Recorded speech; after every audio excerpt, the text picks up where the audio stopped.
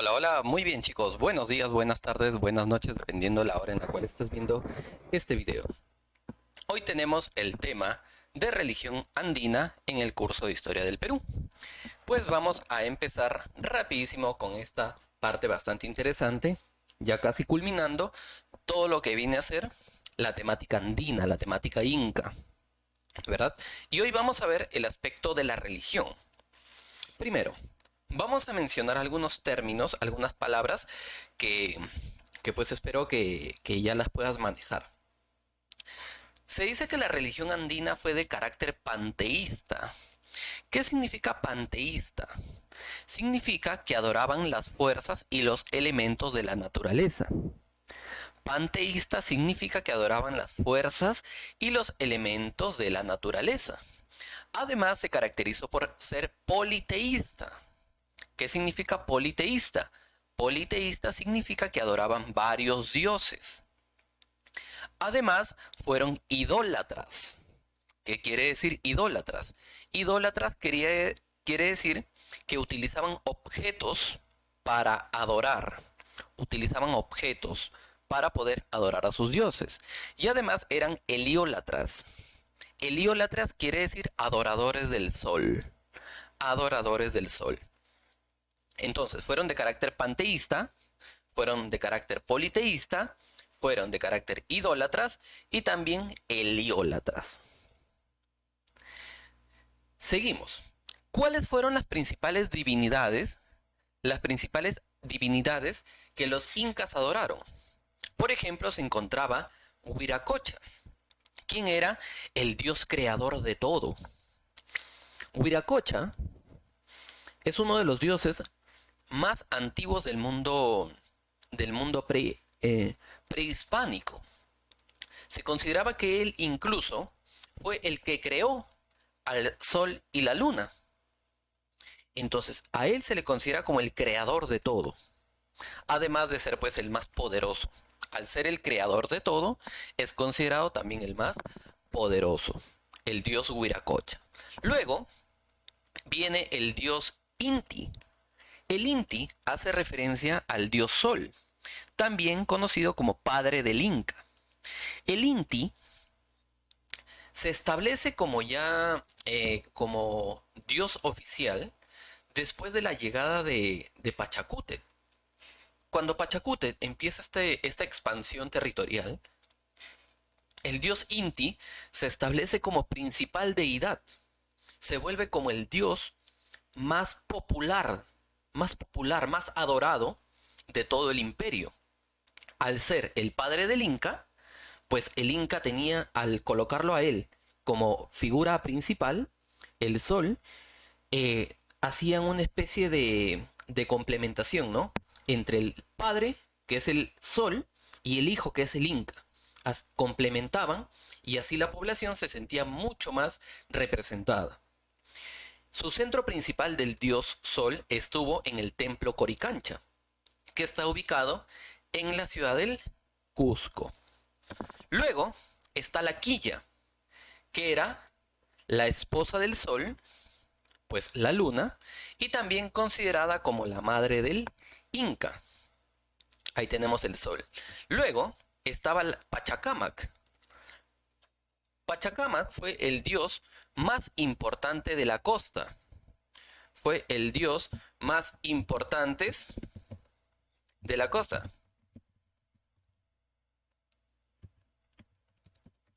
Un momentito, chicos.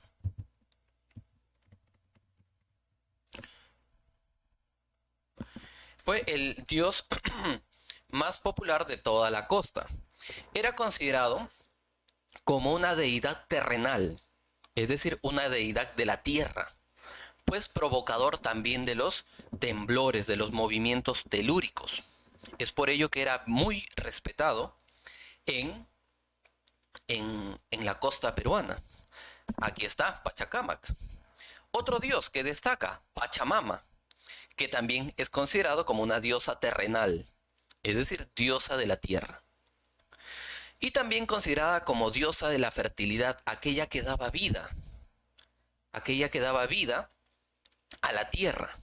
pues desde aquí es donde salía pues todo el proceso agrícola. Otro dios, el dios Illapa, que también era conocido como el dios del fuego. Illapa, dios del fuego o dios del rayo, era quien provocaba las lluvias. Los andinos estaban muy asociados a esto, ¿no? Cuando salía un rayo, cuando salía un trueno, ellos ya sabían que iba a llover. Entonces también se preparaban para una futura siembra de productos agrícolas. Entonces Illapa también estaba muy ligado a la agricultura. Otro, Koyur. Koyur hace referencia a las estrellas, pero los andinos consideraban que Koyur también representaba a los animales. Ellos decían que mientras más estrellas hay en el cielo, más animales va a haber en el territorio, ¿no? Decían que cada animal tenía su estrella. Una alpaquita tenía su estrella, una vicuñita tenía su estrella. Cada animal tenía su propia estrella. Es por ello que a más estrellas, más animales iba a haber también. Otro, Koichi. Koichi es el dios arcoíris, que estaba también un poco ligado también a lo que es las lluvias, ¿no? Sabemos que esto se formaba después de una intensa lluvia, se formaba este arco iris. Y tenemos también a Mamacocha, que estaba ligado, era una deidad del agua, que representaba a Mamacocha, representaba todos los lagos, representaba todas las lagunas y también al mar. Esto corresponde a las deidades o divinidades que se adoraban durante el Tahuantinsuyo. Pero había ciertos personajes o entes, que también eran adorados dentro de la cultura inca. Cabe destacar, por ejemplo, las conopas. Las conopas no eran dioses. Cuando hablamos de entes sagrados no hablamos de dioses. Hablamos de seres u objetos que también eran adorados en un grado menor que un dios, pero también se rendía cierto culto. El caso de las conopas, que eran objetos protectores de hogar y también eran considerados como la madre de los alimentos, las llamadas conopas.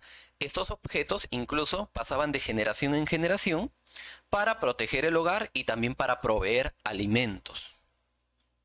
Luego estaban los llamados apus, que eran los cerros o montañas sagradas. Tenemos aquí los apus, que eran algunos cerros, o sea, no todos. Los cerros o montañas sagradas a los cuales le hacían pues, los llamados pagos, ¿no? Los pagos a la tierra, los pagos a los apus. Una especie de retribución al protegerlos de los desastres naturales. Otro, tenemos por ejemplo las malquis. ¿Qué eran las malquis? Las malquis eran las momias incas, que eran consideradas también como protectora del ayllu. Las malquis, muchas de ellas se almacenaban en los hogares. ¿Por qué? Porque servía como una especie de protección. Incluso cuando el inca fallecía, cuando moría algún conflicto o fallecía de forma natural, su panaca se encargaba de conservar la malqui, que era la malqui, la momia del inca. Se encargaba de conservarla para que pudiese protegerlos de todo daño. Y por último estaba el Huilat Humu. El Huilat Humu es el sumo sacerdote o el gran sacerdote, que también se le conocía como el adivino o el hechicero. Este Huilat Humu muchas veces o en su gran mayoría en la gran mayoría de veces era un pariente cercano al inca.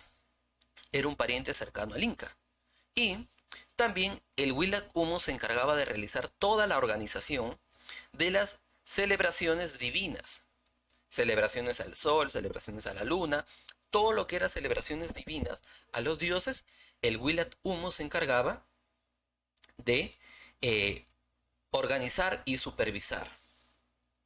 Incluso el Huilat Humu era el que coronaba al nuevo inca. cuando se sucedía, pues, ¿no? Cuando cambiaban de Inca ya un nuevo, un nuevo hijo del sol.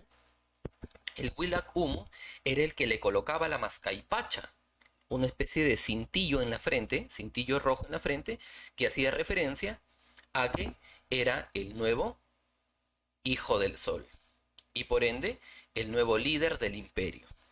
Esto gracias al Willac Humu. Entonces, chicos, hasta allí espero que haya quedado totalmente entendido. No se olviden que dentro de su libro, ya saben que ahora último les están colocando algunas lecturas, como esta de aquí. Traten de leerlo, traten de responder también y cuando vengamos a clase seguimos corrigiendo o ajustando algunos detalles. ¿Sí, chicos? Entonces, desde aquí, chicos, un fuerte abrazo y nos vemos hasta la tardecita para poder responder todas nuestras preguntas. Bye. Eso